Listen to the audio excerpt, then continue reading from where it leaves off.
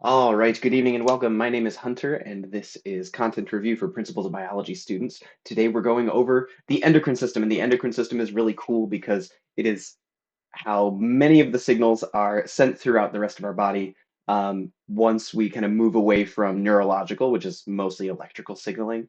And in circulation and respiration, we were talking about nutrient and gas exchange. Endocrine products move through the blood. Many of them do, most of them do. And they may act directly on a cell or create a signaling cascade, which we'll get into a little bit better in this worksheet, I think. But the important thing to remember is that endocrine, the endocrine system is about sending information to the various organs throughout the body. So we're going to do some thought exercises to kind of help us remember some of the key players here. And I'm going to turn all of my notifications off so I don't get distracted in the middle of this. So to start off, how do hormones regulate cell function? Hormone 1 is a protein-derived hormone, and the cell responds to hormone 1 by increasing production of substance X. Let's do some highlighting here. So hormone 1, substance X. Hormone 2 is a cholesterol-derived hormone. Cholesterol is a precursor. Yes, cholesterol is a precursor to steroids. Um,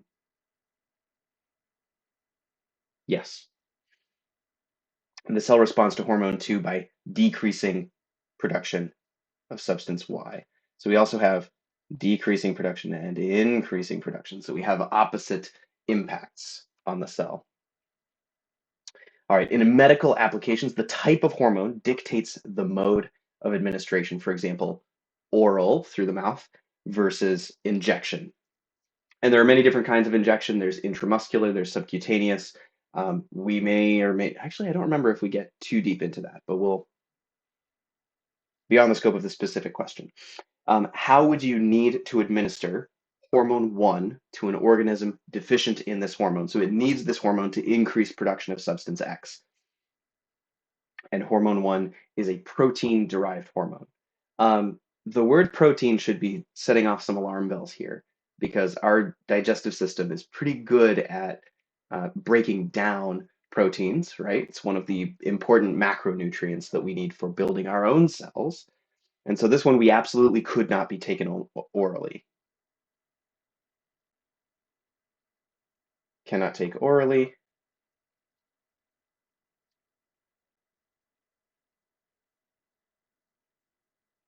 Protein is digestible.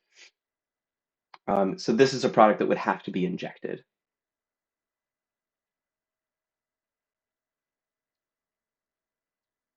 Must be injected. So this is going to go into the muscle or subcutaneously to then either act on those tissues directly or circulate throughout the blood. Insulin is a really good example here.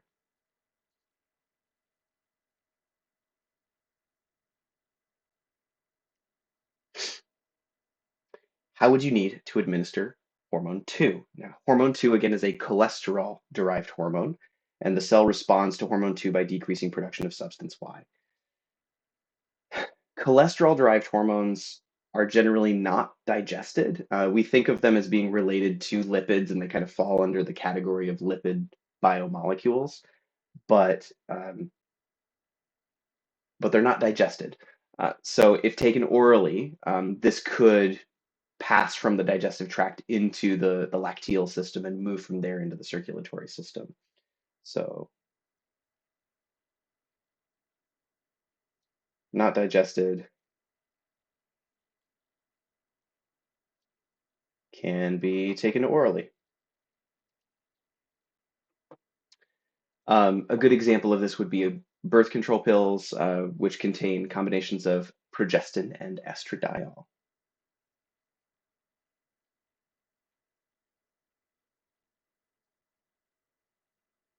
Estradiol and progestin. Hormones often act in an antagonistic fashion. That is, one hormone will initiate a certain response while another inhibits that response.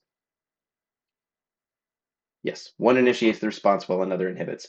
Illustrate this process using insulin and glucagon as examples of antagonistic hormones. Antagonistic usually generally means that they have opposite effects. And the way that I was taught to visualize this is kind of as a seesaw, where you have, for example, insulin on one side and glucagon on the other. And the seesaw is representing blood glucose levels, right?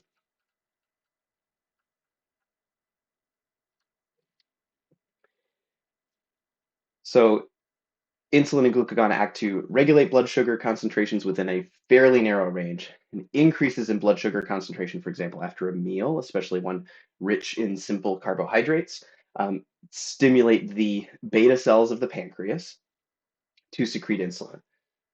So high BG blood glucose is an abbreviation you might see in a clinical setting, leads to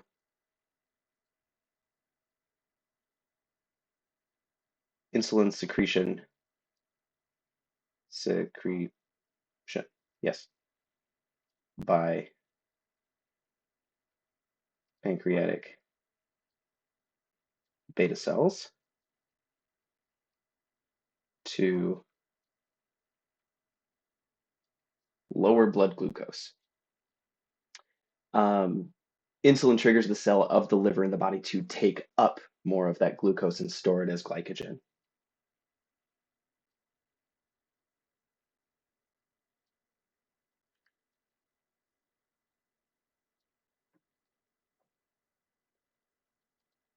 So high blood glucose triggers insulin secretion by pancreatic beta cells, which lowers blood glucose by taking it in and storing that sugar in the liver as glycogen.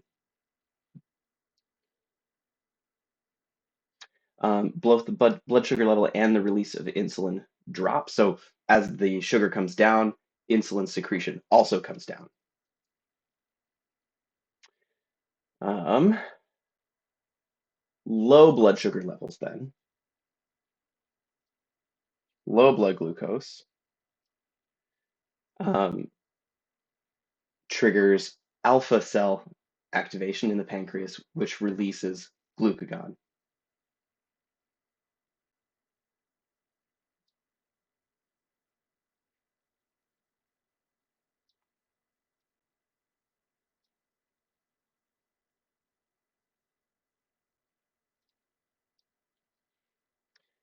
Low blood, low blood glucose, too many L's, prompts glucagon secretion by alpha cells in the pancreas, which prompts cells to break down glycogen, stored glycogen,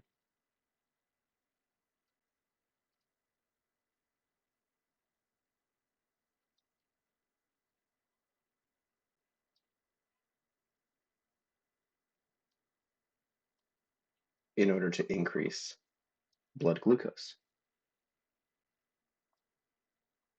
So that's the seesaw. If blood sugar is high, insulin will rise, and as insulin rises, it brings blood glucose down. If blood glucose gets too low, glucagon is released to break down glycogen stores to bring blood glucose levels back into balance. And this is the dance of day-to-day fluctuations of blood sugar. Um, the People like to do some grandstanding around this topic about like the way our society manages meals, how we're eating a lot very quickly, and that doesn't give the sugar time to hit our bloodstream to trigger sensations of satiation. I'm not going to do that because a lot of that is structural, and there's not a lot that can be done about that. But if we have a blood glucose level versus time graph here, if we're eating several large meals spaced throughout the day, our blood sugar is going to look like this versus grazing, having more steady blood glucose levels throughout the day.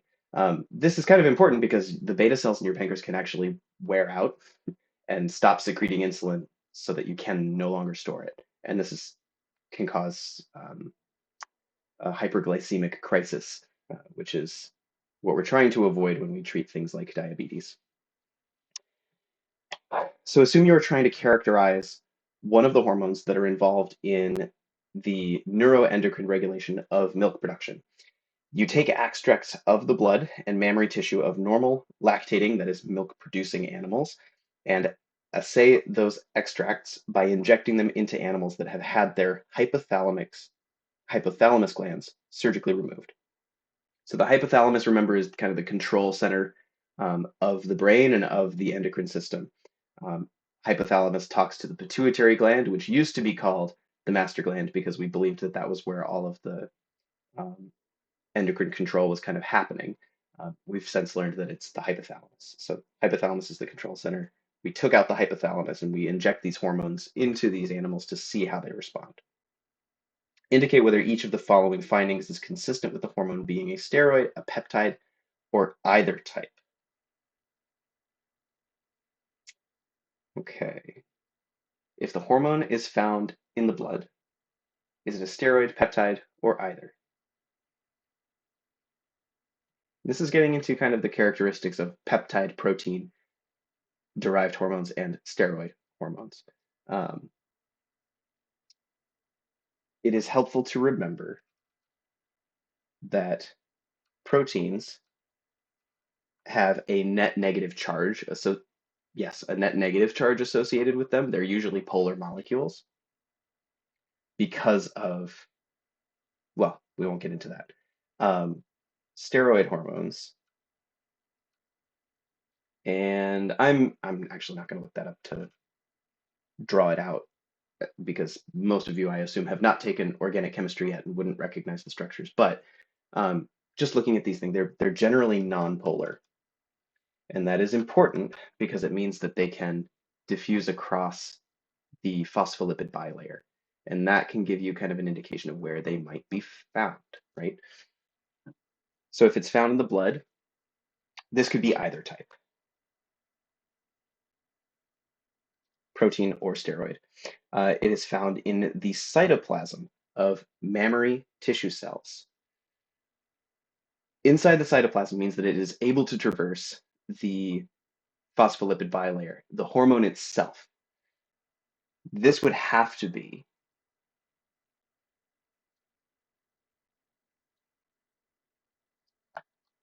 steroid only.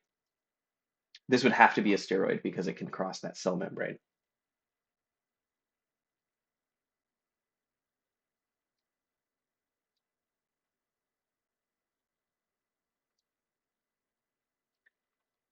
And remember, we have our phospholipid bilayer made up of polar heads and nonpolar tails. You've seen this drawn many, many times. This is my very quick, I think there's a 5-membered ring somewhere in here.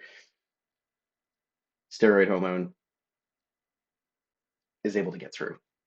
A large protein would not be. It is found associated with receptors. This one's kind of tricky. This can be both, however. Both types are associated with receptors that produce a response, and most hormones have specific receptors specific to that hormone on the cell. The difference lies in the location of the receptors.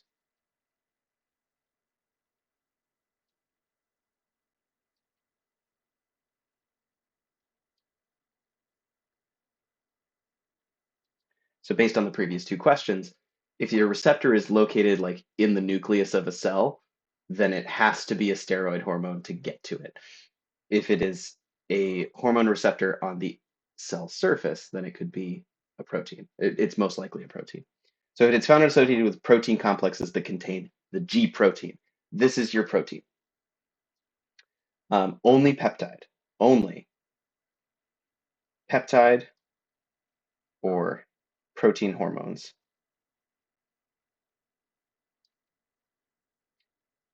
associate with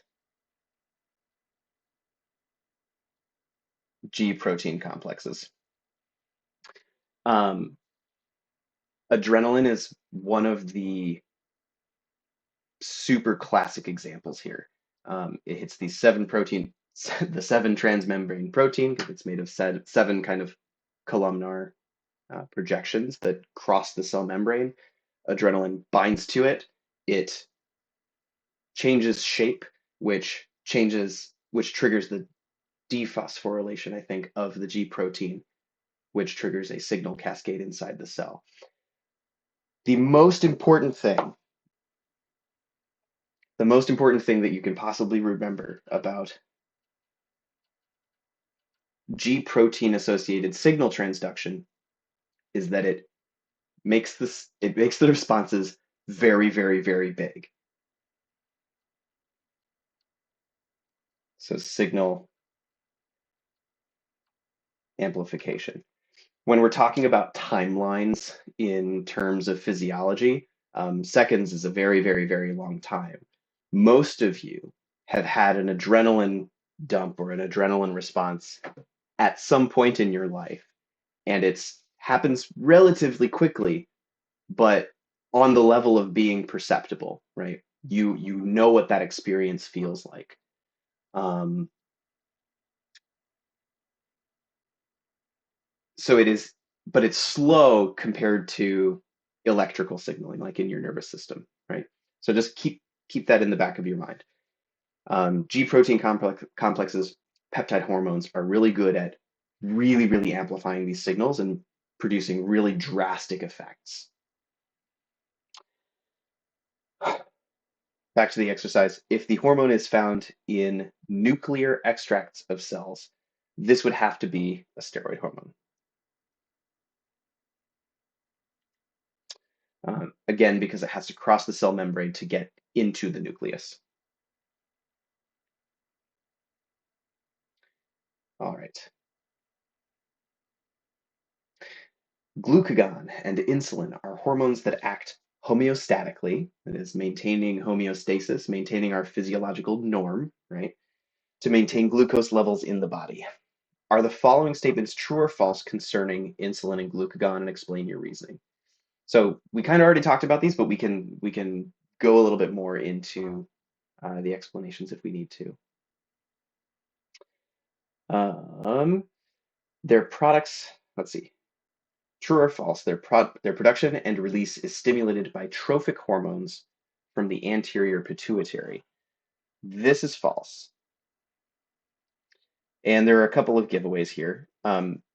You could know that insulin and glucagon are just involved in blood sugar regulation, but there are other hormones that have an effect on blood glucose. For example, epinephrine and norepinephrine, that adrenaline response, right? That also have an impact on blood sugar levels and metabolism. So that alone doesn't really help you. You have to know that these are um, pancreatic hormone products and that they respond directly to blood glucose levels. So the pancreas itself monitors levels of glucose. Oop.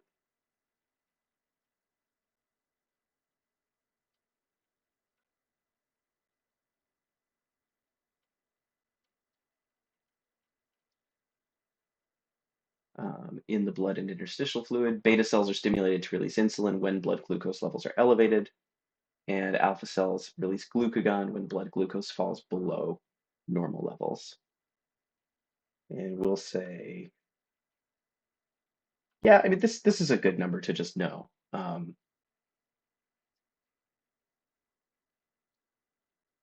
Greater than 90 milligrams of glucose per 100 milliliters would be considered high-ish, after a meal high, and would trigger insulin to take up that blood glucose. Um, True or false? They are examples of antagonistic hormones. This is true. We covered that pretty thoroughly. As noted above, they operate antagonistically to maintain blood glucose levels at about 90 milligrams per 100 milliliters. Okay, so that is actually the homeostatic level. I want to correct my statement there. Um, it would not be unusual to see 110 after a meal, maybe higher. If you're starting to see like way higher than that, like 200, I'm trying to think what the highest blood glucose level is I've ever seen in the field. Um, I also have not responded to a lot of blood glucose emergencies, so maybe that's a bad example. True or false, they act by stimulating storage or release of glucose from cells. This is true.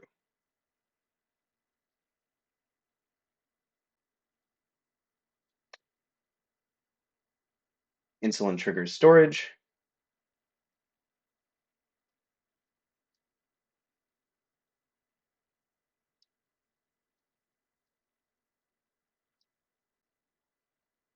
Glucagon triggers release.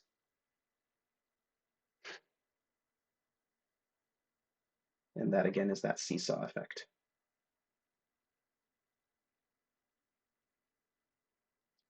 of insulin versus glucagon. Relatively short worksheet today. So I want to open it up. There's only a handful of you in here, but if you have questions, if there's anything else you want to go over, now is your time. I'm going to hang out just for a little bit. Yes, we have a question in the chat. Go for it.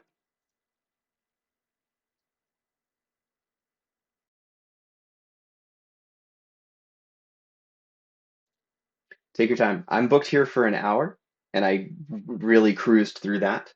Um, do I have any recommendations for how to study such complicated topics? That is a pretty big question, but the short answer is yes. Um, oh, and I see we have that's from a different person. So I will hang out and we'll see if we can address the first person's question. But I'm happy to come back to that and discuss more in depth. Actually, study strategies is like one of my favorite things to talk about.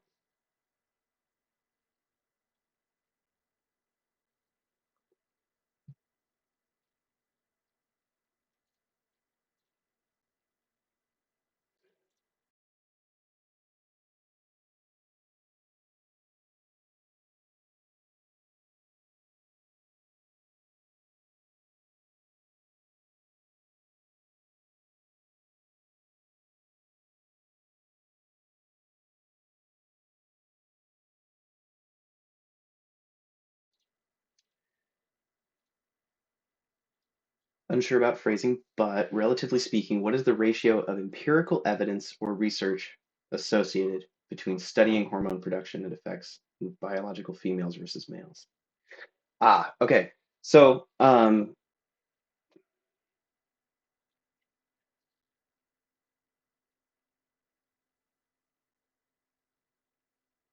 if I understand your question correctly, you're asking what the basis of evidence is for discussing differences in hormone expression between males and females and kind of how we conceptualize that. Is that your question?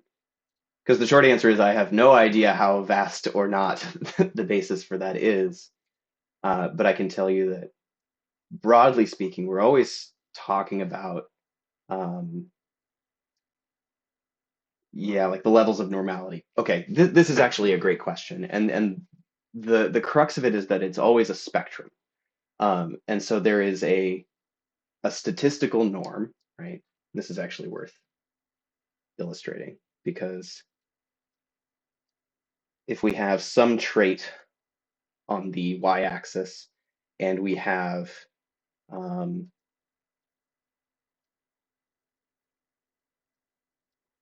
number of individuals with that trait.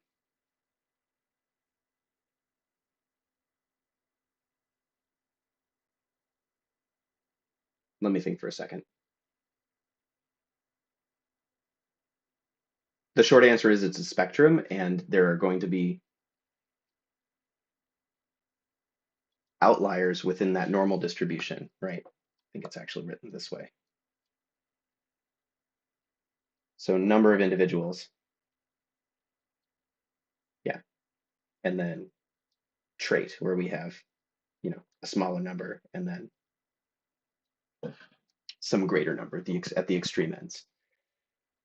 For any normal distribution, what we're generally talking about is like this is what a normal healthy range is for most people. Um, and once you get outside of that, that's going to have some kind of pathological effect. And pathological itself is kind of a wobbly term.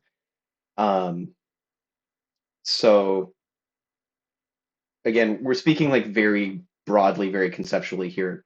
Where we get into incorporating aspects like the sex of the individual is when we have a bimodal distribution. Whoa, let me fix that.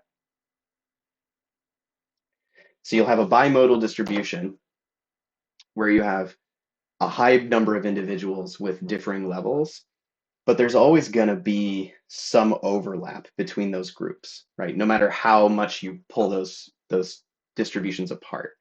And if the only thing that we're looking at is, and again, this is presumed XX versus XY, unless we're actually like doing chromosome testing to find out, which opens its own can of worms, right? Um, then we're making some faulty assumptions. So I like this question because it's good for kind of examining how we look at data and how we observe trends to then draw conclusions from them. Um, and it's a really like approachable example, I think, because we can look at this and say there's if this is our normal range for XY individuals, and this is our normal range for XX individuals, we still have all of this overlap.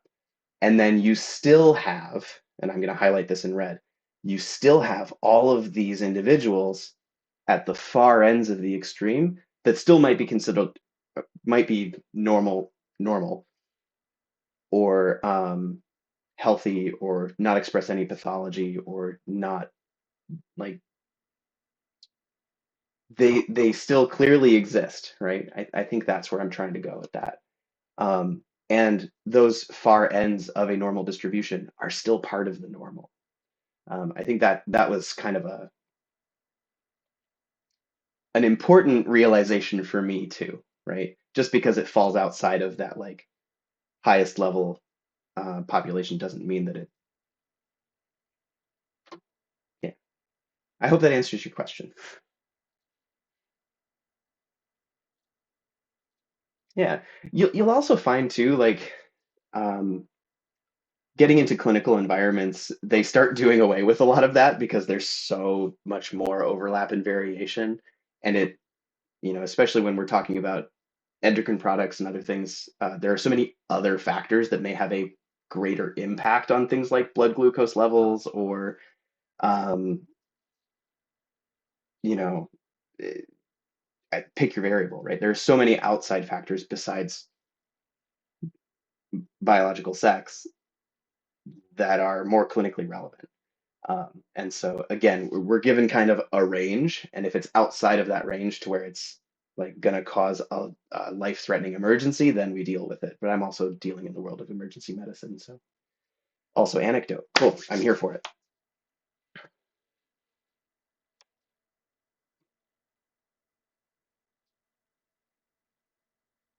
While you're working on your anecdote, I remember that we had a question here about studying complicated topics, and I went on a thank you for indulging me. I This is actually a good example. So when we have really big complex topics, I think the first thing that I do is look for things that are familiar. And for me, having a language background, being able to pick apart the roots of different words was helpful for me in kind of trying to intuit what the word might be, what it might mean, or what it might refer to, so that I can call back to existing bodies of knowledge. You may not have that. So um, it's, I really should just have like a default answer here.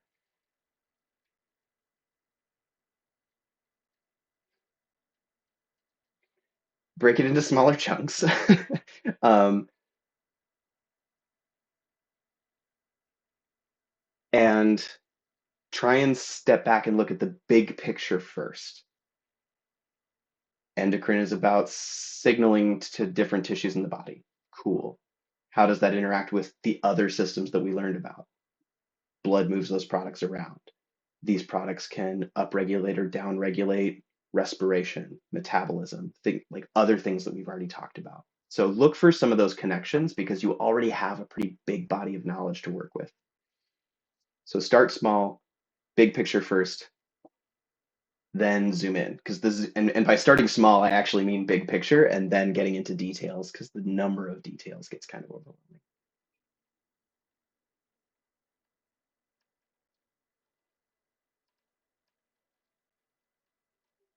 And this is just how my brain processes information better. This is not a prescription for success. um, I don't know why I'm trying to number these, but studying big stuff like this, a lot of it just does come down to your ability to recall little factoids. And so finding a memorization tool that works for you is a big one. And for me, that tool was Anki. And Anki is an open source flashcard application. It's not the most user-friendly thing in the world, but it is very customizable and very scalable. And especially if you're going into something like higher levels of healthcare training, um, like nursing, like physician's assistant, like NP, or becoming a physician, going to medical school. Um, I think it is within your ability. It's my dog, sorry. It's within your ability to learn how to use it, and it is worth it. But this tool has become part of my everyday. And biology is a lot of memorizing pathways and memorizing vocabulary and being able to just see a feature and name it and not even have to think about it. So a lot of it is just recall and specifically spaced repetition because our ability to remember things decays with time if we haven't seen it in a while, and active recall. And I'm gonna rewrite that so it's actually legible. Active means really thinking about and understanding it. So not just, downloading a bunch of flashcards and memorizing them. You have to learn the material first. So learn the pathway, understand how they all feed into each other, and then build your flashcards to kind of remind you. Um, the flashcard should be super fast. Like it shouldn't just be a wall of text. You should be able to answer it in a couple of seconds. So think about that too. So that is a review and study tool, but it's not a learning tool by itself. You have to dive into it first. Um, some of it's just spending time with the material. A lot of it is interacting with it in a lot of different modalities. There are lots of people who still feel like, you know, there are auditory learners and there are visual learners, and like some of that holds up, but more and more, the body of evidence is pointing towards, interacting with a topic that you're trying to learn through as many pathways as possible. Um, Reading it, listening to it, saying it out loud, teaching it to somebody, writing it down, doing an experiment with it, like incorporating it into something else that you're interested in. The more of those kind of touch points you get, the more integrated it becomes. Um,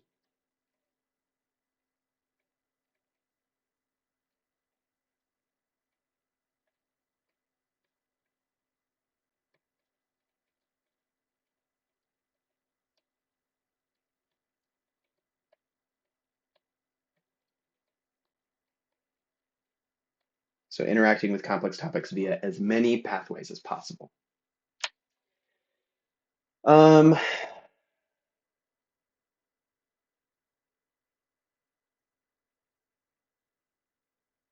Trying to think if there's like,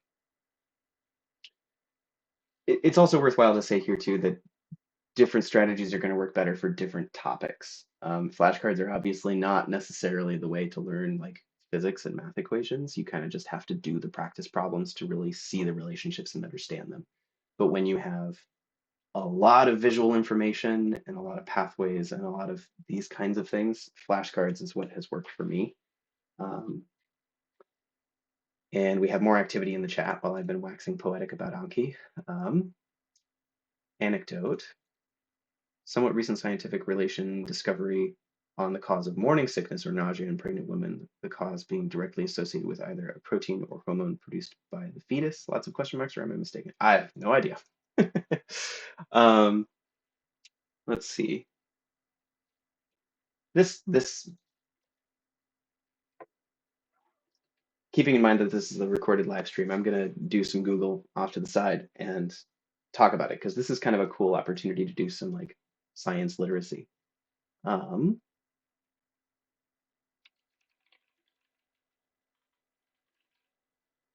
so what I'm gonna do,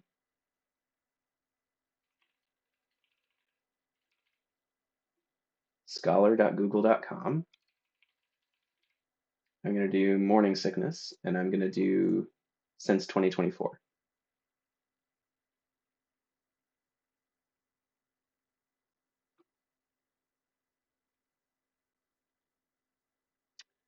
And that's pulling up a lot, but we're looking specifically at fetal hormones, hormone produced by fetus tied to severe vomiting during pregnancy. Okay, I this is kind of cool.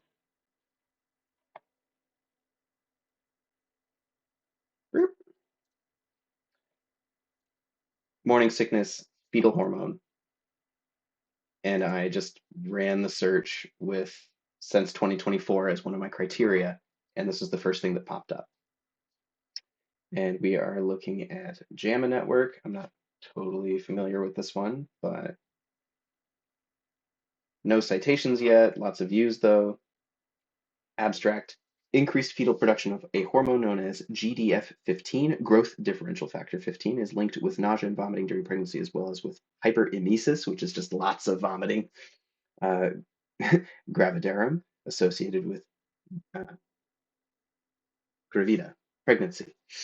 The severe version of morning sickness, according to a new study that confirmed previous evidence tying the hormone to these symptoms. Pregnant people who are more sensitive to GDF15, who can bind to receptors, which can bind to receptors in the brain, also were more likely to become nauseous and vomit. Interesting. Okay. So I'm looking over on, whoop, come on.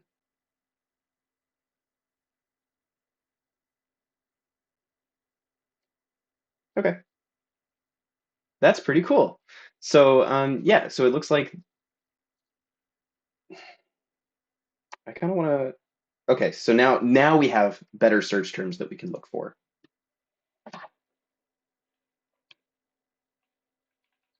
GDF15. And I'm going to do since 2023. Cross-species comparison of pregnancy-induced GDF15 linked to maternal risk of nausea and vomiting.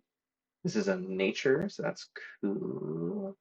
Feeling of GDF15 and maternal GDF15 sensitivity are major determinants of nausea. Let's go back even further.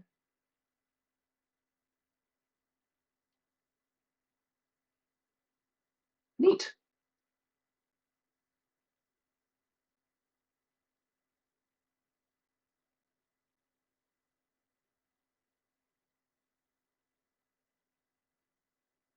So I'm kind of looking at the numbers cited because this can kind of give you a sense of which ones have been around longer or which ones are the best the best cited or closest to the primary research.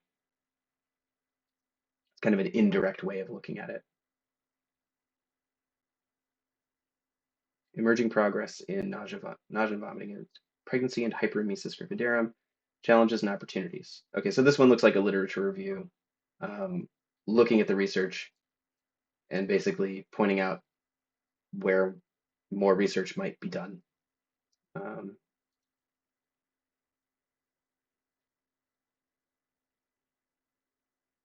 Common condition that affects 70% of women. Relatively benign, but it's precision medicine.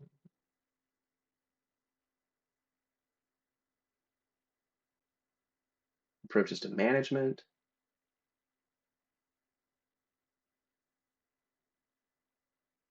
Okay, cool. So they do some cool stuff here, which is highlight its impacts. This affects 70% of pregnant women, right? Pregnant people. So pretty significant chunk of the population. It talks about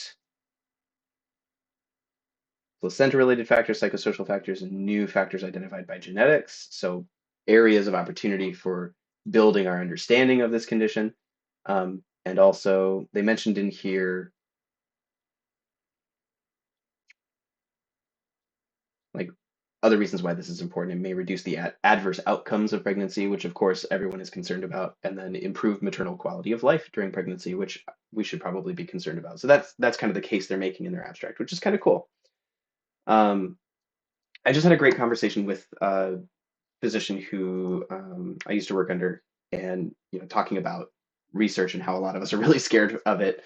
And he assured me that we don't need to be, and a lot of research can be. It looks like like what this might be, which is simply um, looking at the existing body of research and finding a gap and being like, okay, here's an opportunity to like build our deepen our understanding, and here's why that's important, and that enough of those get made that it hits critical mass and somebody actually looks deeper into the issue.